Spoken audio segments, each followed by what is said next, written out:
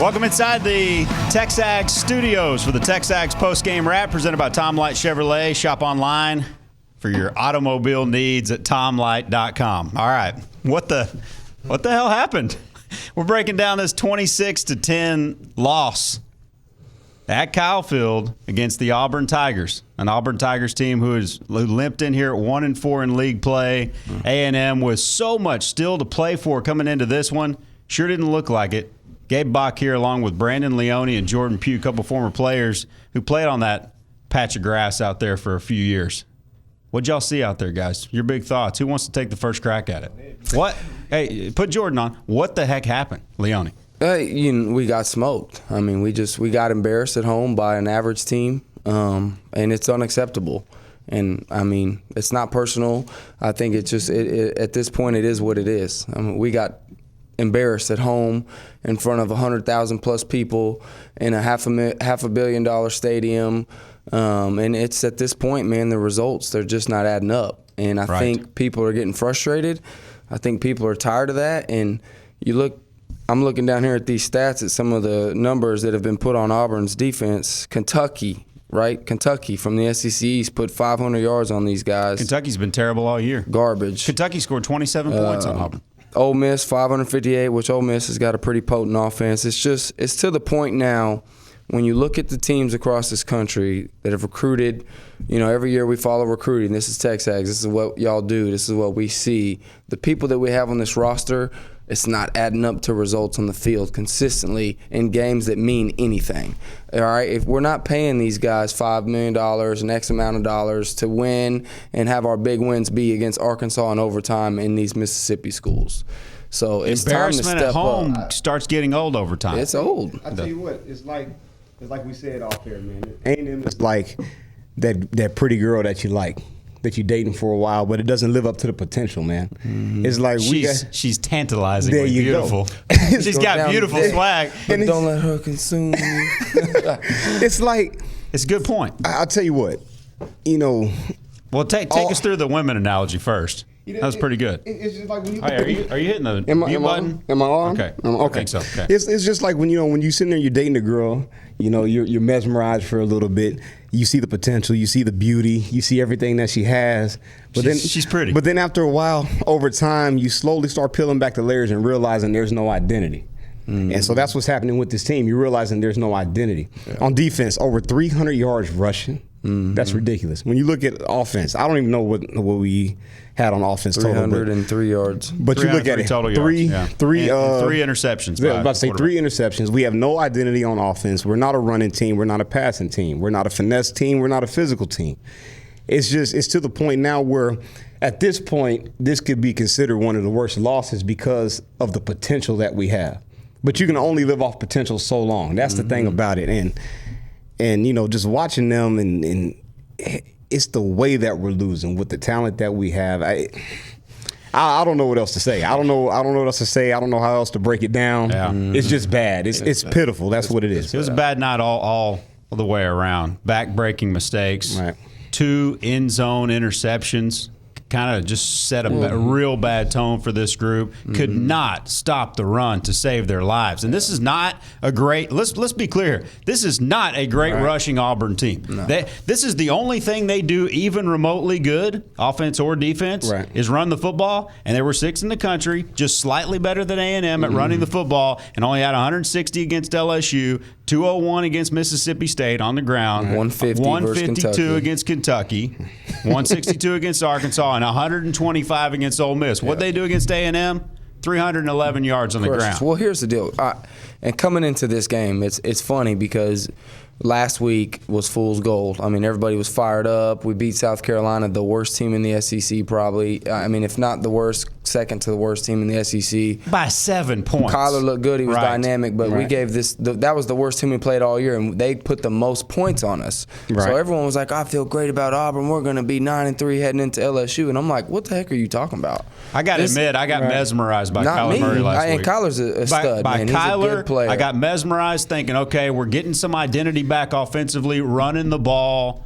But they lost that. Well, what the biggest thing with Kyler, though, is he opens up another dimension of the offense. Right. That's why everybody got mesmerized. But at the end of the day, it's going to come a point where Kyler has to beat you with his arm. Yeah. Amen. And I think that's where you're getting to is it's one thing to be excited, but when it gets down to the nitty-gritty, can he complete those passes? Can he lead that offense to scoring drives? And I think that's what you saw tonight. I think you saw the true freshman come out tonight. You saw Auburn take away his running ability. So you saw Auburn say, okay, we're going to match athlete for athlete. Beat me with your arm. And, I mean, he proved that he couldn't do it. I don't think they took away his running ability. I think Spav took away his running ability. I don't think they let him. Or Kyler took his own running ability away. I think it's a little he bit of did both. not show what makes Jordan him special tonight. Jordan said it. They were in dime a significant amount of time this game. Yep. And they were running 5 DBs, and we go 5 wide. They were man-to-man, and they just ran a safety down, stood him over the middle to spy Kyler, and said, you can either try to beat this guy one-on-one or beat us with your arm. And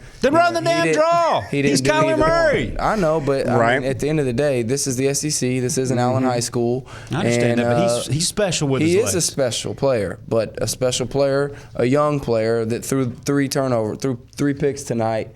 And You're good. mean, I'll watch that. Okay, so for me, this is what I was going to say, and we'll get back to this maybe after the break. I know we're about to get there. I knew we were in trouble because of the misdirections. Gus Maul's on. We have no awareness at the linebacker position, and we're bad with our eyes. Notice how much more effective we are against teams that run straight at us. They start doing this to us, we're done, dude. We're out of position. Guys are in the wrong gaps. And I was going into this week thinking if our linebackers don't play the best they've ever played, we're smoked. And we got smoked, dude. Completely smoked. All right, we'll take a timeout. We'll come back more on that defensively. Well, I knew A&M was smoked when a fumble Ruski goes for 29 yards on 1st and 25. Darn near a fumble Ruski. We'll talk about that more on the Texags postgame wrap on CW8 Aggieland at Texags.com, presented by Tom Light Chevrolet. Welcome back to the Texags postgame wrap. Thanks to Tom Light Chevrolet, Gabe Bach, Brandon Leone, and Jordan Pugh, a couple of former A&M players. And we're breaking down a 26-10 loss to Auburn. A&M now 6-3 and 3-3 in the SEC. The Auburn Tigers at 5-4 and 2-4 in league play. You know, had an opportunity for still something to play for, something to end your season. There was a chance to win 4 straight games. All this narrative, right, of Kyler with 16 quarters under his belt going to Baton Rouge. You know what? A&M's got to get back to playing some slobber knocker football now. I mean, they got to get back to some physicality. And that's something that we're missing. Jesse Palmer said it on the broadcast today on the SEC Network is it's still, and it'll always be, and it's always been, and he played in this league, a line of scrimmage league. And you can be as pretty and tantalizing and beautiful as you want to be, like you talked about with the analogy, JP. But it still gets back to the trenches, doesn't it? That's 100%. I mean, look at the game that everybody in the country is going to watch the most every single year. Who was it? It was tonight. It's Alabama versus LSU. Absolutely. And the reason everybody watches that game is because it's NFL players on the front 7 and the front 5 on both sides of the ball, and skill players, you just plug and play. I mean, and obviously they're dominating, but yeah, man, this spread stuff, this cute stuff, unless you got number 2 back there, which, hey, he was back in College Station tonight. Gig him, Johnny. We love you. A lot of people here owe you a lot of money. We're glad you're here. But it's not working, man. Thank God for Johnny football. We got to get physical on both sides of the ball, and we're not that physical. But I'll tell you what, it goes back to closing out games too. When you look at the physical teams, they close you out because they can pound it down your throat. Now, when you look at us as a whole, you look at what we do on offense, the spread stuff is nice, but we're not what we used to be. What we used to be was an up-tempo team, a team that would keep you on the ropes. With a great O-line. Exactly, and we don't do that. Now, when it comes time to run the ball, when it comes time for that time to put the game away or to make a play where we need to, we don't man up. We give the defense a chance to make a play because either we're cute with the ball, with cute passes, bubble screens that we may do that are predictable, or we have predictable runs where we bounce outside a lot of counters, a lot of we could throw the zone reads in there if we want to, but as a whole, man, it goes back to the physicality, and it goes back to no identity whatsoever on offense. And then you talked about this on the break. I want to make sure we get to it. 2nd and 1. Right. Tom Light drive of the game. There you Let's go. do that. Yep. Tom Light drive of the game.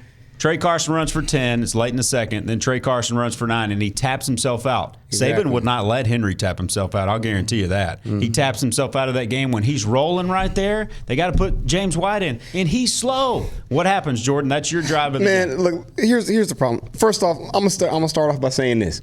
It kills me sometimes when coaches look at their little play charts and they think and they diagnose a play based off what they watched on film. And second and one.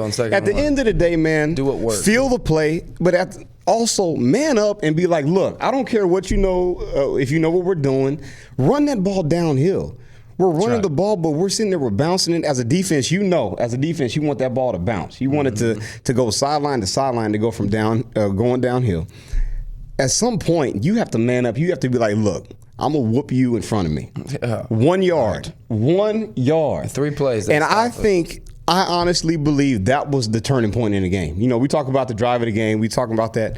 I think that was the turning point because then Auburn made a statement. They said, all right, we got this. We got this because we're playing big boy ball. They will not dominate us. Good point. It was still 14-3 right there. That was the turning point of the game to me. Yeah. That was my drive. That was the turning point of the game.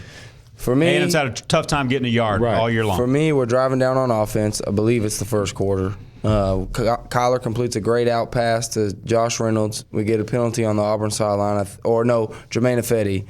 Downfield, illegal man downfield, illegal procedure. That's right. Bring us back. Right. So we'd have had 1st and 10 from the 30. It was 7-3 at that time. And we go back to 1st and 15 from the 42. 2 plays later, Kyler throws a pick, which number 4, my God, brother, knock the ball down if you know you're not going to catch it. I mean, I thought he could have come down with it, but it was a great play by the Auburn DB. If number 11 stays in the game there on that play, I think he catches it. But anyways, if Darrell Walker were in the game in 2012, Johnny throws a fade to him and not Jaquay Williams, A&M beats Bama too. Yep, I mean, it's different. Right. Personnel matters. Right. Oh, 100%. Yeah. So then Auburn gets the ball after that. They march down the field, and they go up 14-3 as opposed to us taking the lead 10-7. Yep. So, I mean, that was my drive of the game because your drive of the game was the very next possession, and it was a wrap after that. 2013, rather. That would be at Kyle Field, Alabama. Mine was the second interception. What was the worst pick? The first one or the second one? Because the first one, as you said, I mean, that was really tough. But the second one, A&M still had an opportunity. It was, at that point, 14-3. Right. But the Aggies were driving the football early in this football game. They went down, stalled out, and kicked the field goal. Went down, threw an interception. Then went down again the third possession and got it down in the red zone. Boom, another goal line pick. And at that point, you're talking about a true freshman's mentality for the first time in his life, doubting things. Right. I want you to point out something. What yard line were they on when that interception happened? About the 10? We were on about the 10 or 11. About 10 or 11. The interception was caught at the 1 At the yard 1. line. Okay. Now, what defensive package were they in? Dime, exactly. That's the whole point. Run the football. How are you in the red zone and you can't run the football? They have their dime package on the field. They have 6 DBs on the field. Which is when we get gashed. When we put 5 or more DBs, we just 6 DBs on the field. And you mean to tell me we can't run that ball into the end zone? It's a huge problem, man. Mm-hmm. It's a huge problem. I think all 3 drives were crucial. But when you talk about yours specifically, Gabe, a dime package in the red zone. There's no identity on this offense. Should they have stayed with Trey Carson right there? Because that actually was the only thing that worked tonight. Yes. Well, I mean, look who ran for 150 yards last week. I mean, why didn't we get one going a little bit more in the run game? He gave it away every single time on the zone read. Mm-hmm. And, I mean, it's one of those deals where it's like, we're watching Coach Pettin at halftime tell Johnny to stay in the pocket. Like, let your ballers ball. Right. But at the end of the day, you know, our O-line play has been below average, which is killing us. But they were effective today at times. But that was a true freshman quarterback mistake. He looked straight at Josh Reynolds. Right. He threw it straight to him, and he didn't see the DB sitting underneath just standing there. Yeah. I mean, Josh Reynolds jumped up like he was going to get it, and the DB was like, give me that. You know, it's nothing. It's just a young quarterback learning the game. Final segment after this. When we come back, it's Brandon Leone, Jordan Pugh. I'm Gabe Bach. It's the Texags post-game wrap after a 26-10 loss to Auburn at Kyle Field on a rainy and cold night. Texags post-game wrap thanks to Tom Light Chevrolet. Final segment of the Texags post-game wrap on CW8 Aggieland and Texags.com, presented by Tom Light Chevrolet. Shop online, tomlight.com. Gabe Bach, along with former A&M and NFL DB Jordan Pugh, former A&M defensive back and running back, former Texags analyst Brandon Leone. Some final thoughts here, guys. Clearly, something's got to change offensively.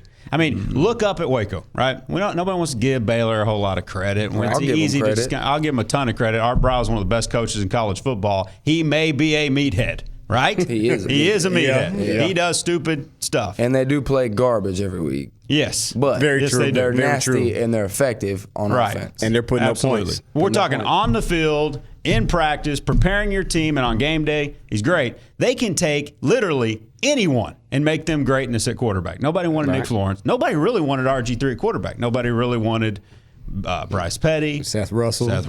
Didn't even know who Seth Russell was until like week 4 this year. He was Caleb Russell's brother. That's the only thing I knew. Yeah, he's Caleb's brother. I'm sorry, man. How about Caleb, that? you're a good dude, man. I did not know that was your brother, man. But still, Yeah. even he would say nobody recruited him.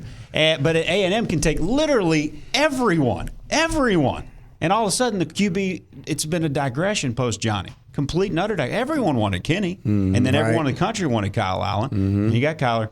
Well, you just led this to a great point to me. So what's Everybody going on? in the country wanted Kyler Murray. Everybody in the country wanted Kyle Allen. Everybody in the country wanted Kenny Hill. Everybody in the country wanted Ricky Seals-Jones. Everybody in the country wanted Dale Mack. Everybody in the country wanted Miles Garrett. Speedy Everybody Noel. in the country wanted Toro Locka. Everybody in the country wanted Speedy Noel. There's at least 40 to 50 kids on this team that everybody in the country wanted. Maybe more than that at this point. So it's pretty clear. Either we have 50 to 60 busts on this team that are garbage, Very or true. we're getting out-coached every single week. I don't know which one it is yet, but I know we need to figure it out It's really out-coached, man. fast. It's out-coached. Is that a development thing or outcoached on Saturdays? Both. Well, I don't know about the development. Kentucky. I don't know. I don't know about the development yet. Kentucky. But right now we're getting out-coached. All right. So you Kentucky, see bro. splashes of it. So the first 5 games you see splashes of it all up and down. So prime example, you got Christian Kirk. All right, Christian Kirk is just exploding all over the place, man. Then these past 3-4 games, it's quiet.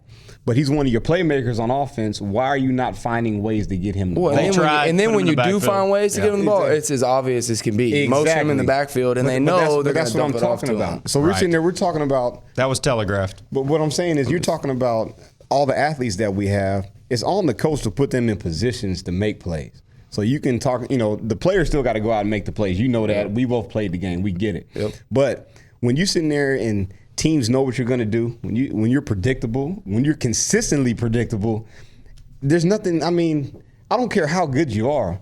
If a team knows what you're doing, you're not going very far, man. Yeah. So I think it's a little bit of both. I don't know if it's a developmental thing, because you talk about, using Baylor as an example. But from what I'm seeing, especially this year, especially on offense, just call it what it is, there's no movement, there's no growth. And I think teams are just out scheming us, they're out coaching us. Yeah, and here's the thing. I'm being realistic here. I don't want to just say it's all coaching and it's not the players. I think it's a mixture of both. Our O-line is probably bottom 2 in the SEC, bottom 3, and that limits us a lot. And I get that, and I feel for the offensive play calling at that. It's worse than the West by a mile. Yeah, there's no doubt it's the worst in the West. Our linebacker play is probably for sure the worst in the SEC, I would say. Maybe, I give you that. maybe bottom 3. I would Not give our you that. D-line and not our DBs, but Right our there with South linebacker. Carolina. Yeah, I give you that. Absolutely. But our linebacker awareness, that's 2 key positions, and they're not that good, and we've missed there. I don't know how we've missed on O-line when you send Cedric to the league. You send Jake Matthews to the league. You send Luke Joker to the league. But we've missed. We've had unfortunate injuries, and that's killing us. We got to address the linebacker and the O-line. But, like you said, there's too much talent, dude. Right. This is unacceptable. Right. This is a $500 million stadium. We have all the resources in the country. We're in the best conference in the country. We have everything that so many teams. TV every single week. Dude, Ole Miss. Have you ever been to Memphis or to Oxford? It's a fun place to tailgate, but that place is a dump. Like that university, these They shouldn't be people ahead of us ever in cannot football. compete with us from a resources standpoint. There's so many Aggies that are giving millions of dollars to this program, and we need to see better. Yeah, That's just absolutely. kind of all there That's is what to it is. So Full agreement. Miss Johnny. we missed number 2. We do. I'll miss tell you somebody number 2. playing physical football. Ricky Seals-Jones. He's playing a lot he better. knocked that dude flat on his butt on a clean football play. Good to see Speedy back. Yep. There are a couple things, right? some bright Trey spots. Carson's running his tail off. Yep. Right. Without a lot of Harris holes. is playing better football. But Now tell you Kyler might be hurt, and I don't think A&M has a quarterback right now. Yeah, how about that? You got the back-to-back number 1 quarterbacks in the country, and you got Jake, Hubenek coming in. Well, and all Hubenek showed is what He can throw a fade. is the importance of having a Kyler-like, Boykin-like, Manziel-like player at quarterback because the defense respects it enough that they don't bring the house in the pass. Honestly, I don't even think the quarterbacks know who the quarterback is. Because you look at it the whole season, I don't think that position was handled well. Sumlin usually picks his guy and he rides with him. He never picked it. So you have Allen who played well in the first 5 games, but he was still rotating. You got a freshman that comes in, has a good game. Then you see a true freshman sign this game. You're at the point now where I think Sumlin made the mistake in how he handled the quarterback position. I think he made a mistake by not picking a guy. I think he made a mistake by not fine-tuning his offense around the guy to go with. I think that Murray is the guy that fits the offense the best, but Allen was the one who was really moving that ball and getting scoring opportunities, other than that South Carolina game. So, I don't know, man. I don't know what the deal is. They got to find a signal caller. It's year 4, and there seems to be too much volatility going on right now. Yeah. It's just up and down. You don't know who your OC is moving forward. You don't know who your quarterback is moving forward. Don't know what your identity is moving forward offensively. Well, One touchdown against this team.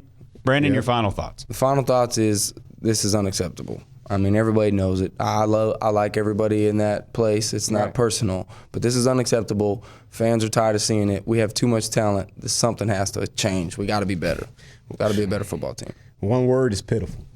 That's what it is. Defensively, it's pitiful. And we talk about giving up running yards, but 300 yards, 200 yards, really about 250 every single week. It has to get to a point where you step up and make plays. You can't score in the red zone on offense. It's pitiful right now. It is what it is. Guys, really enjoyed it. Thanks for the honesty. Obviously, a couple former players in here. That's a hard thing to go watch for 3 hours and then to spend an hour waiting on it and chewing on it and then coming in here. I really appreciate your candor, guys. For sure. That was a lot of fun. Problem, Thanks to man. Brandon Leone. Thanks to Jordan Pugh. Hope you enjoyed the Texags postgame wrap. Thanks to Tom Light Chevrolet, CW8 Aggieland, and TexAgs.com.